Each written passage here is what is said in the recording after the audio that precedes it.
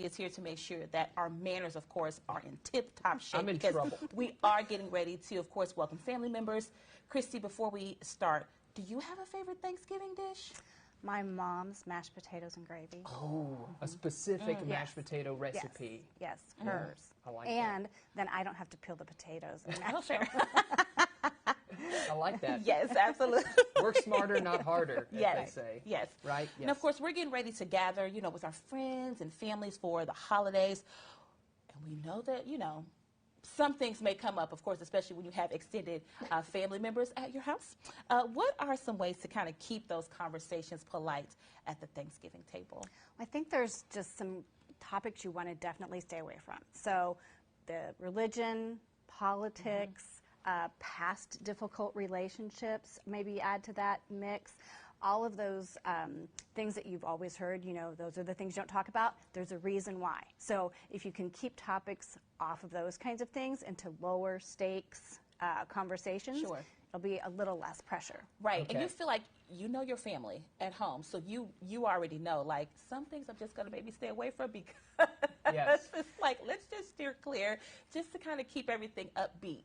Right. Yes. And that's what people around us can do to help us, but there's things we can do too if the conversation starts to go in a way that we're not wanting it to go in, changing the topic Yeah. or just Yes. kind of smiling and Right. nodding. Do you I want know. more pie? I know. Right, yeah. My wife is great at the redirect, right? Right, When you yes. find it's going down one path, just whoop, Right. switch Yes, tracks. absolutely. Yeah. Here's something that could be maybe controversial. I know we actually do it at for our family, the kids' table situation.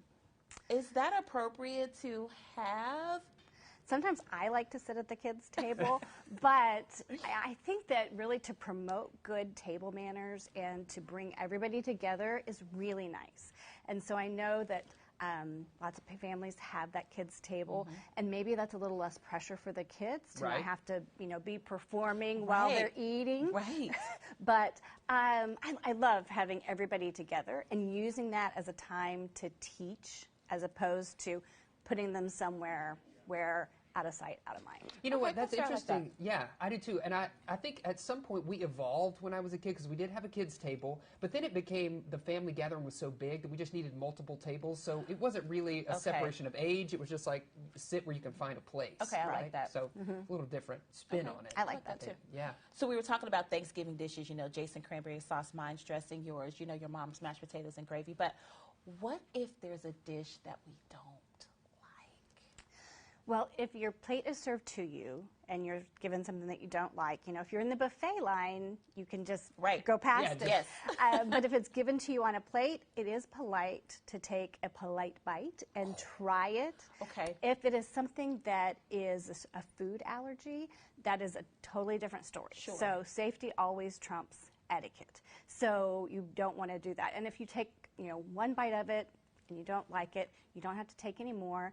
And then it's also would be rude for somebody to say, do you not like that? I made that especially for you, or Right. ask you why you didn't like that. And so one thing that we can say in that situation is, oh, I enjoyed what I had. Oh, Oh, that's a okay. good tip. This is a enjoy question I think that doesn't apply to me because I will eat it all. I will eat, and I love it too. But I know it is a major issue for some It folks. is, because, if you serve me green bean casserole. What about candy corn? Can we bring that No. from Halloween? No.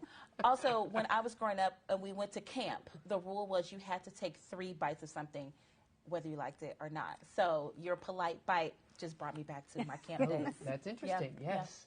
What would be one thing that you would say is the biggest etiquette mistake one could make?